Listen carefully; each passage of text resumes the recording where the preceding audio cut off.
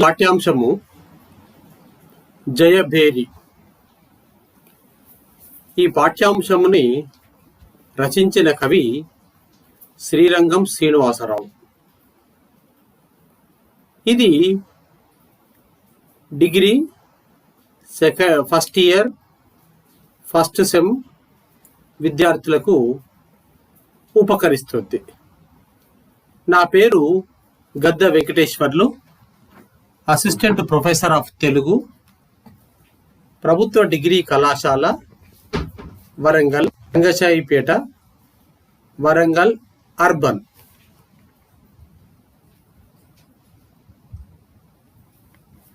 జయభేరి.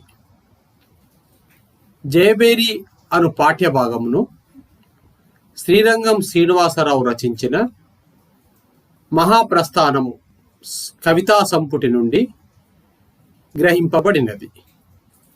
ఈ పాఠ్యభాగమును 6 భాగములుగా విభజింపవచ్చును.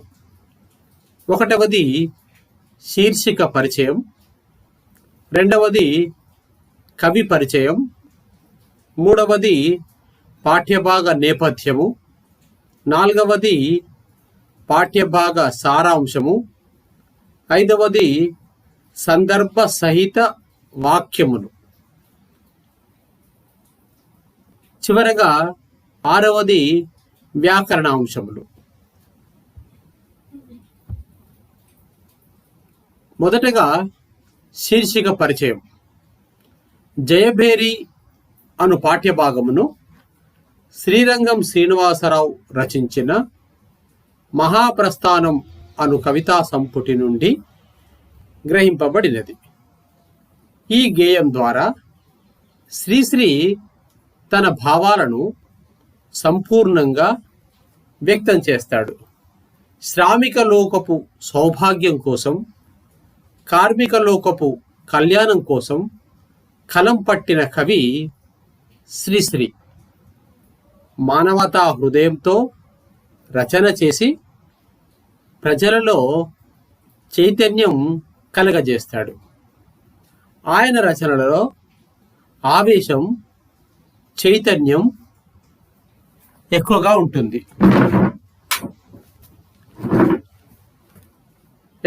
ఉంటుంది. ఉన్నతమైన ఆశయం కోసం తనకు తాను సమర్పించుకుంటానని, కొత్త లోకాన్ని సృష్టిస్తాం అని శ్రీశ్రీ జయభేరి కవిత ద్వారా తెలియజేస్తాడు. తర్వాత కొత్త లోకం ఉదయిస్తుందని, ఆ లోకంలో కష్టాలు, కన్నీళ్లు ఉండవని శ్రీరంగం శ్రీనివాసరావు భావిస్తాడు.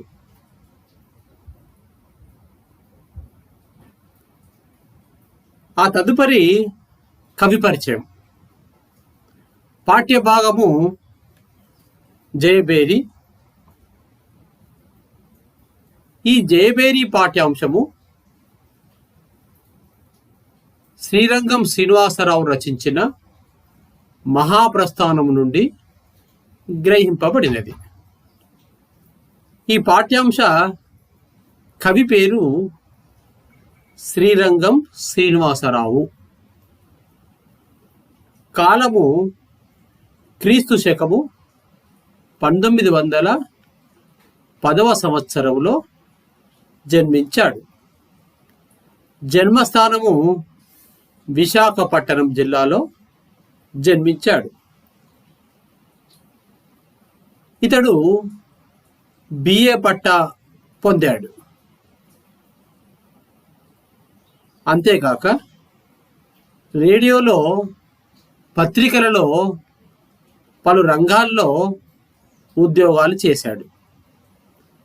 తర్వాత చలనచిత్ర రంగంలో ప్రవేశించి చిత్ర రచయితగా, గీత రచయితగా ప్రఖ్యాతి పొందాడు.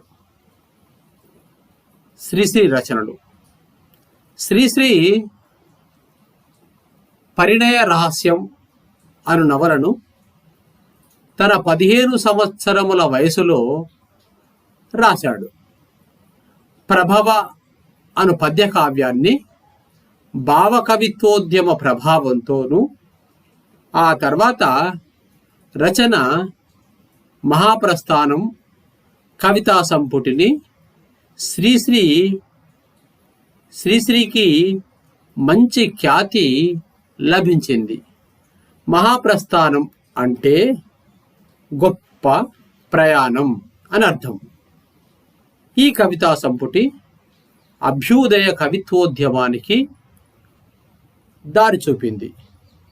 విప్లవ కవిత్వ ఉద్యమానికి బీజాలు వేసింది.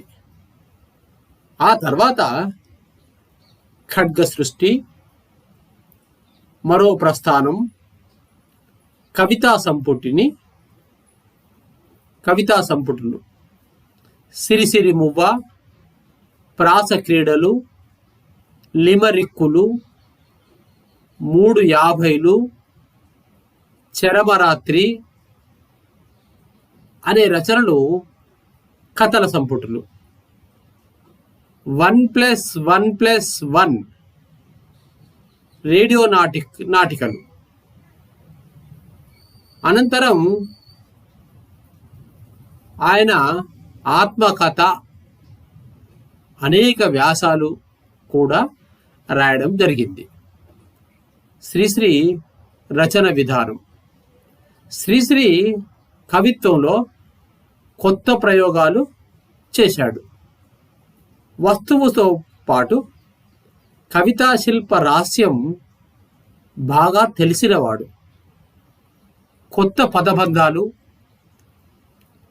అభివ్యక్తి, అలంకార వైచిత్రి, అద్భుతమైన ప్రతీకలు శ్రీశ్రీ సొత్తు. కవితలో శబ్ద సౌందర్యాన్ని, భావ వైదుష్యాన్ని నింపి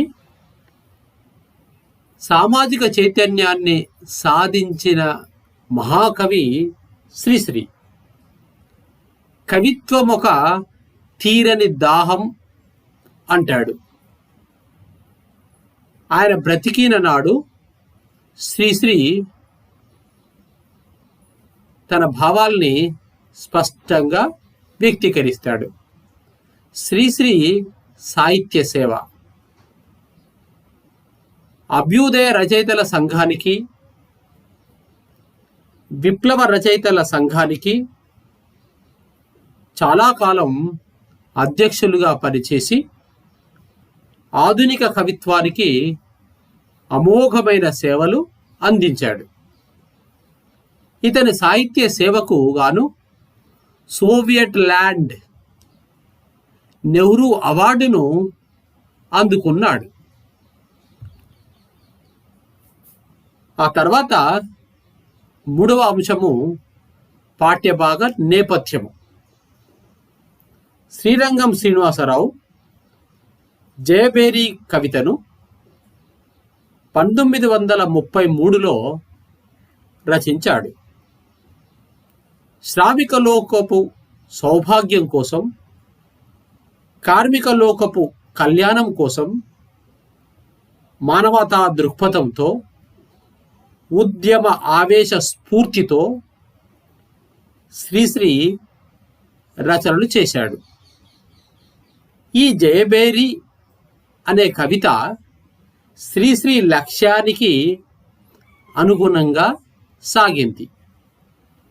మార్చ్ ఫాస్ట్ గీతంగా, ఆవేశపూరితంగా రచింపబడిన కవిత.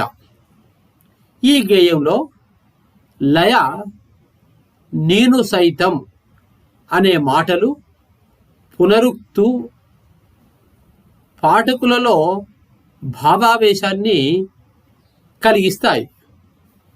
ఈ కవితలోని నేను అను పదము భావకవిత్వంలో స్ఫురించే వైయక్తికమైన నేను. ఇది సామాజికత కలిగిన పదము. ఒకసారి శ్రీశ్రీ వ్యక్తికి బహువచనం శక్తి అని నిర్వచించాడు. సామూహిక చైతన్యానికి ప్రతీకగా శ్రీశ్రీ ఈ గేయంలో నేను అని ప్రయోగించాడు. సమిధ, ఆహుతి అనే పదాలను సంప్రదాయ అర్థంలో కాక ఉన్నతమైన ఆశయం కొరకు తనను తాను సమర్పించుకోవడంలోగా నిస్వార్థంగా అంకితమైపోవడం మనం అర్థం చేసుకోవాలి. ఈ జయభేరి అనే కవితా మహాప్రస్థానం కవితా సంపుటి నుండి శ్రీరంగం శ్రీనివాసరావు రచించిన కావ్యము నుండి గ్రహింపబడినది.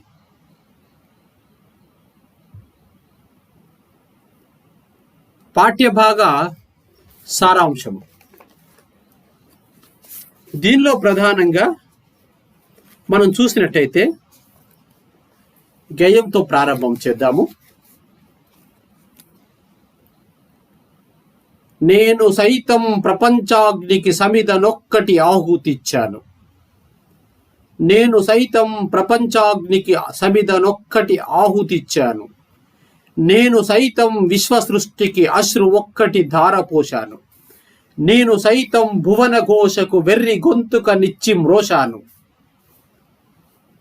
ఎండాకాలం మండినప్పుడు గబ్బిలం వలె క్రాగిపోలేదా? వానాకాలం ముసిరిరాగా నిలువున నీరు కాలేదా? శీతకాలం కోత పెట్టగా కొరడు కట్టి ఆకలేసి కేకలేశానే అంటాడు ఈ గేయం మొదట్లో. శ్రీశ్రీ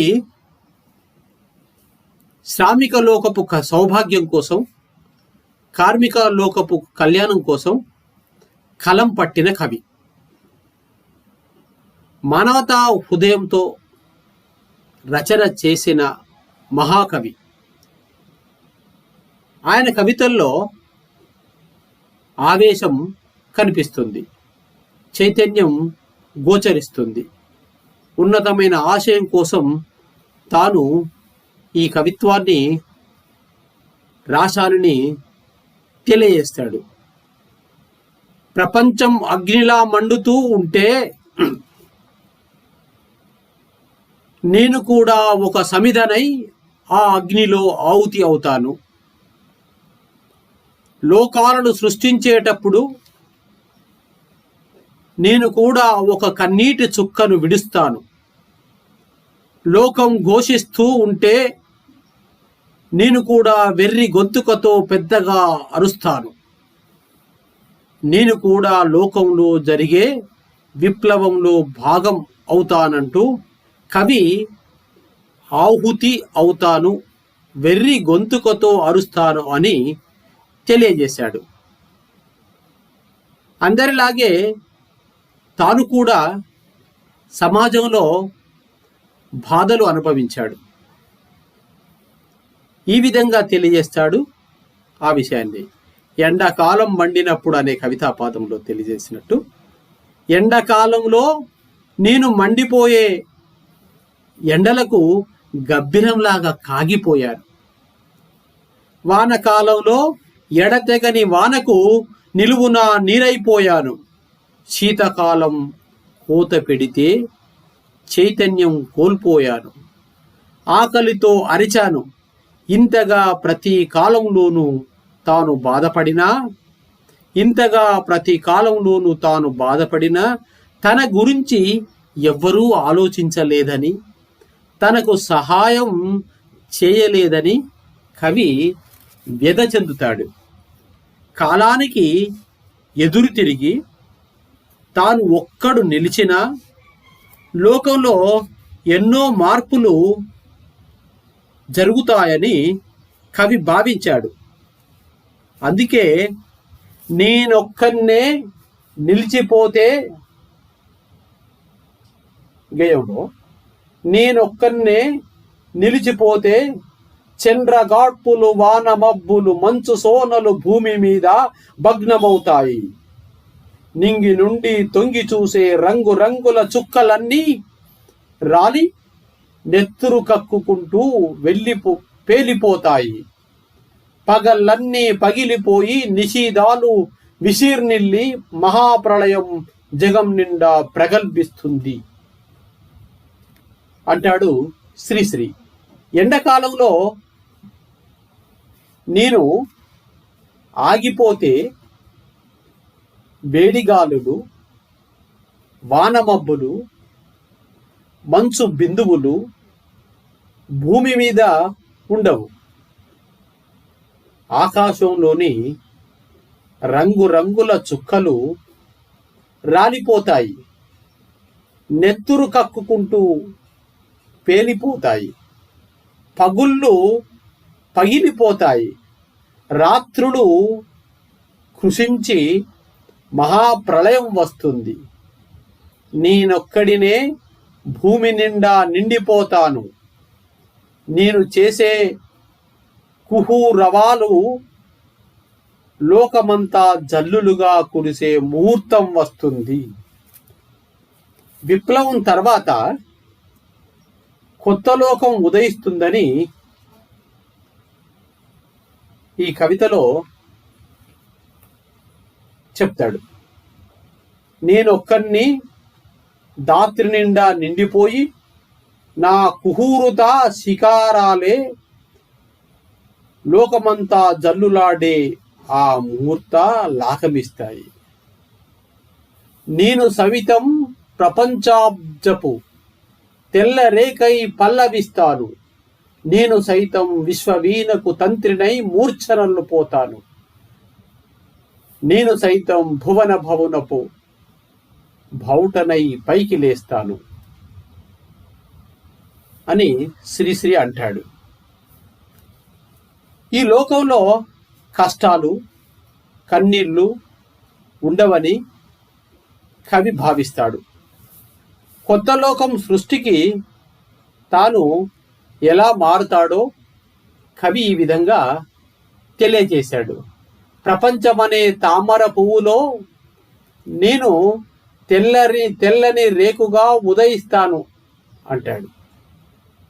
ప్రపంచమనే వీణకు గాయకుడిగా సప్త స్వరాలను పలికిస్తాను.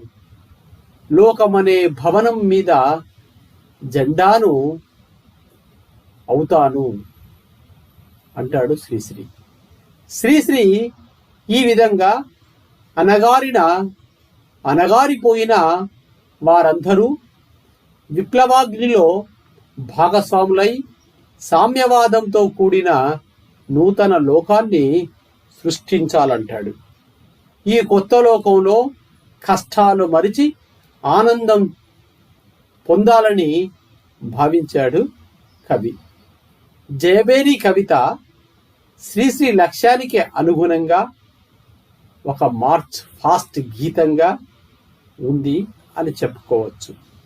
అందుకే ఈ గేయంలోని ప్రతి పదం ఒక ఉవ్వెత్తున ఎగిసిన కెరటంలాగా గోచరిస్తుంటాయి.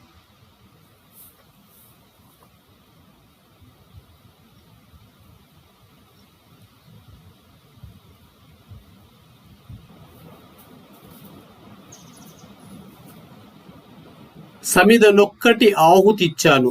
సందర్భవాక్యం. కవి పరిచయము. ఈ కవితాపాదము మహాకవి శ్రీశ్రీచే రచింపబడిన మహాప్రస్థానము అను కవితా సంపుటి నుండి జయబేరి అను కవితను స్వీకరింపబడినది. సందర్భం. కవి గేయాన్ని ప్రారంభిస్తూ విప్లవములో తానే ఈ విధంగా ఒక అయ్యాడో తెలియజేసే సందర్భంలోనిది ఈ కవితా పాదం అర్థం. ఒక సమిధను ఆహుతిచ్చారు, ఒక కన్నూటి చుక్కను ధారపోశాను, వెర్రి గొంతుకతో అరిచాను. వివరణ: ప్రపంచమంతా అగ్నిలాగా మండిపోతూ ఉంటే నేను కూడా ఒక సమిధనయ్యాను. లోకం సృష్టింపబడుతూ ఉంటే నేను కూడా ఒక కన్నీటి చుక్కనయ్యాను. లోకమంతా ఘోషిస్తూ ఉంటే నేను కూడా వెర్రి గొంతుకతో పెద్దగా అరచాను అని శ్రీశ్రీ విప్లవంలో తానే ఏ విధంగా భాగమయ్యాడో తెలియజేస్తాడు ఈ భావంలో.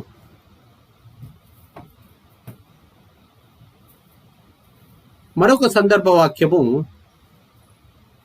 నెత్తురు కక్కుకుంటూ పేలిపోతాయి. కవి పరిచయం. ఈ కవితా సంపుటి మహాకవి శ్రీశ్రీచే రచింపబడిన మహాప్రస్థానము నుండి గ్రహింపబడినది. జయబేరి అనే కవితా ఖండికలోనిది. సందర్భం: ప్రపంచమంతా విప్లవం వచ్చినప్పుడు తానొక్కడు నిలిచిపోతే ఎలా ఉంటుందో తెలియజేసే సందర్భంలోనిది ఈ వాక్యము. అర్థం: నెత్తురు కక్కుతూ పగిలిపోతాయి. భావం: విప్లవం తర్వాత నేను మిగిలితే అక్కడ వేడిగాలులు, వాన మబ్బులు, మంచు సోనలు ఉండవు. ఆకాశంలో తొంగి చూసే రంగురంగుల నక్షత్రాలు రాలిపోతాయి. నెత్తురు కక్కుతూ పేలిపోతాయి అని శ్రీశ్రీ చెబుతూ లోకమంతా విప్లవం తర్వాత మారిపోతుందని ఘంటాపదంగా చెప్పాడు. చివరగా మూడవ సందర్భ వాక్యము, బావుటానై పైకి లేస్తాను. సందర్భ వాక్యము. కవి పరిచయం. ఈ వాక్యాలు మహాకవి శ్రీశ్రీచే రచింపబడిన మహాప్రస్థానం అను కవితా సంపుటి నుండి జయబేరి అను కవితని స్వీకరింపబడినది. సందర్భం: విప్లవానంతరం కొత్త లోకం సృష్టింపబడినప్పుడు తానా లోకంలో ఎలా ఉంటానో తెలియజేస్తూ కవి చెప్పిన మాటలివి. అర్థం: తెల్లారేకై ఉదయిస్తాను, తీగనై మూర్ఛనలు పోతాను, జెండానై పైకి లేస్తాను. భావం: నేను ప్రపంచమనే తామర పువ్వులో తెల్లని రేకుగా ఉదయిస్తాను. ప్రపంచమనే వీణకు గాయకుడనై సప్త స్వరాలను ఆలపిస్తాను. లోకమనే భవనం మీద జెండాగా పైకి లేస్తాను అని శ్రీశ్రీ కొత్త లోకంలో తాను ఎలా ఉంటానో తెలియజేస్తాడు.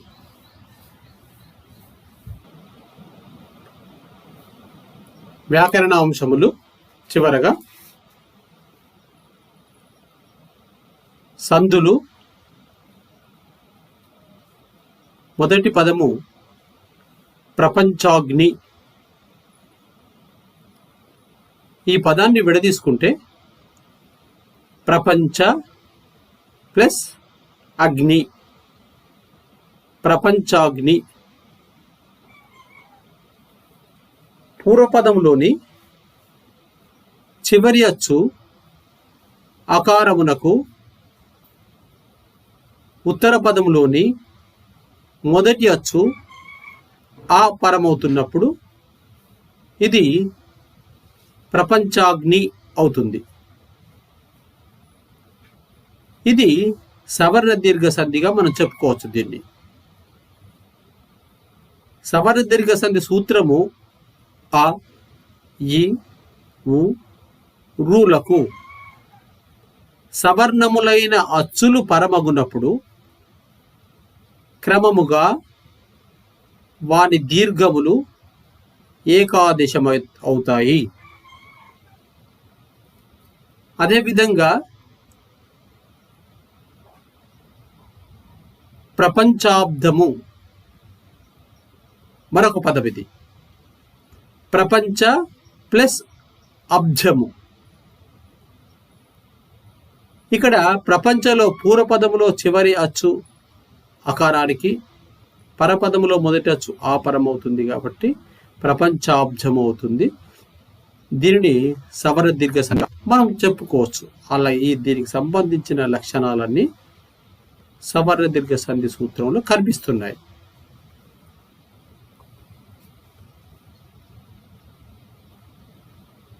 మరొకటి నేనొక్కన్ని. రెండవది ఈ పదాన్ని విడదీసుకుంటే నేను ప్లస్ ఒక్కన్ని, నేనొక్కన్ని. ఇక్కడ నేను అను పూర్వపదములోని చివరచ్చు ఊ అంటే ఊకారం, పరపదములోని మొదటి అచ్చు ఓ. ఇది ఉత్వ సంధిగా లేదా ఉకార సంధిగా మనం చెప్పుకోవచ్చు. దీని సూత్రం ఏంటంటే ఉత్తునకు అచ్చుపరమగునప్పుడు సంధియగు. సాధారణమైన సూత్రం ఉత్తునకు అంటే హ్రస్వమైన ఉకారమునకు అచ్చుపరమగునప్పుడు ఆ నుండి ఔ వరకు ఉన్నటువంటి ఏదైనా ఒక అచ్చు పరము అయినట్లయితే అది సంధి ఏర్పడుతుంది.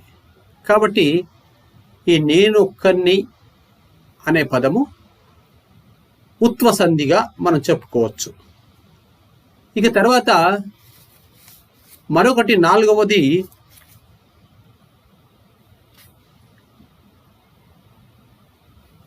ఏంటంటే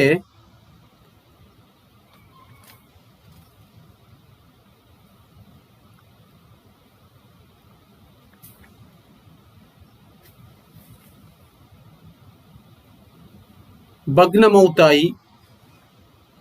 భగ్న ప్లస్ అవుతాయి.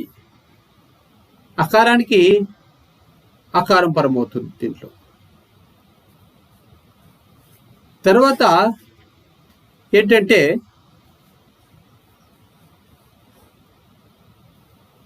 భగ్నము ప్లస్ అవుతాయి, భగ్నమవుతాయి. ఈ పదం కూడా ఉకార సంధిగా చెప్పుకోవచ్చు మనం. సందులలో చివరగా భువన భావుట. ఈ పదమును విడదీస్తే భువనము ప్లస్ భావుట అవుతుంది. ఇక్కడ ఇది భువనము కాదు, భవనం, భవన భావుట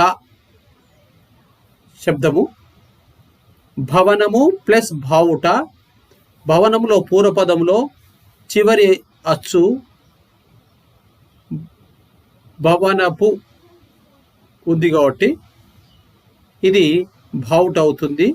అంటే పరపదంలోని మొదటి అచ్చు భా వస్తుంది. అందుకే ఈ సూత్రము పుంఫాదేశ సంధి. దీని సూత్రం ఏంటంటే కర్మాధారయంబునం మువర్ణకంబునకు పుంపులగు. అంటే పూర్వపదములో చివర ము అనే వర్ణము వచ్చింది. ఈ మూవర్ణకమునకు వచ్చినప్పుడు దానికి బదులుగా మూ తొలగిపోయి ఉంపు అను వర్ణము వచ్చి చేరుతుంది. అప్పుడు భవనపు భావుట అని శబ్దం వస్తుంది. అందుకే దీన్ని పుంఫాదేశ సంధిగా చెప్పుకోవచ్చు. ఇక చివరగా సమాసములు. మొదటిది చంద్రగాడ్పులు. దీని విగ్రహవాక్యము చంద్రమైన గాడ్పులు.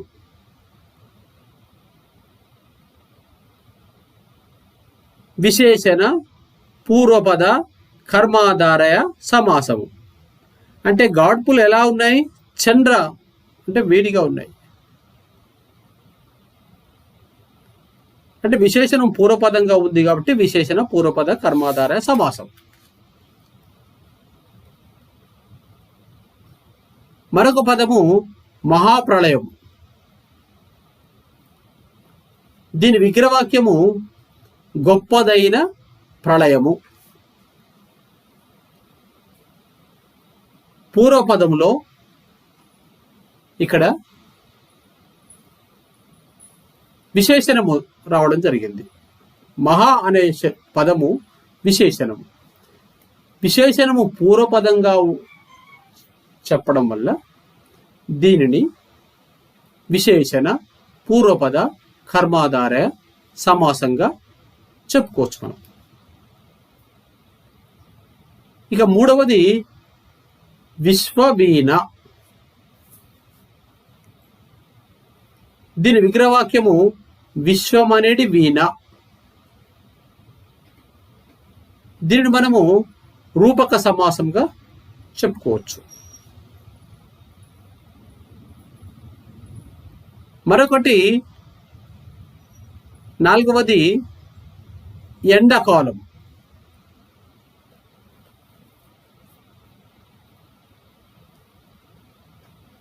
దీని విగ్రహవాక్యము ఎండ అనే పేరు గల కాలము. ఇది సంభావన పూర్వపద కర్మాధారయ సమాసము. ఎండ అనే పేరు సంబంధించింది కాబట్టి పేరు పూర్వపదంగా ఉండడం వల్ల సంభావన పూర్వపద కర్మాధారయ సమాసంగా చెప్పుకోవచ్చు.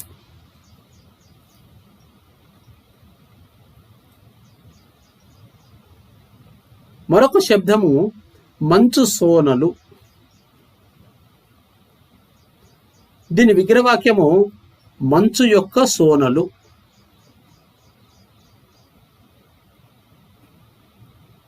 ఇది షష్ఠి తత్పురుష సమాసము. యొక్క అనేది షష్ఠి విభక్తికి సంబంధించినటువంటి ప్రత్యయము కాబట్టి ఇది షష్ఠి తత్పురుష సమాసంగా చెప్పుకోవచ్చు. తత్పురుషము అంటే ఉత్తర పదార్థ ప్రధానమైన దానిని తత్పురుషంగా మనం భావించాలి. ఇంకా మనం చూసినట్టయితే విశ్వ సృష్టి,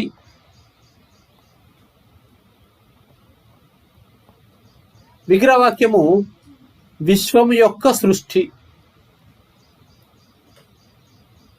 ఇది కూడా షష్ఠి తత్పురుష సమాసం అవుతుంది.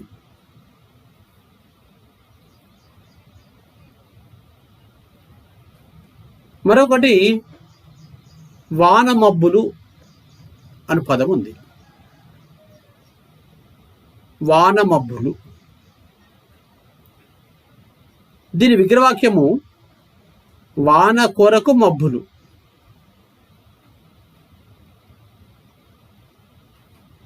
ఇది కొరకు అనే ప్రత్యయం రావడం వల్ల విగ్రహవాక్యంలో చతుర్థి తత్పురుష సమాసంగా చెప్పుకోవచ్చు మనం ఇక్కడ.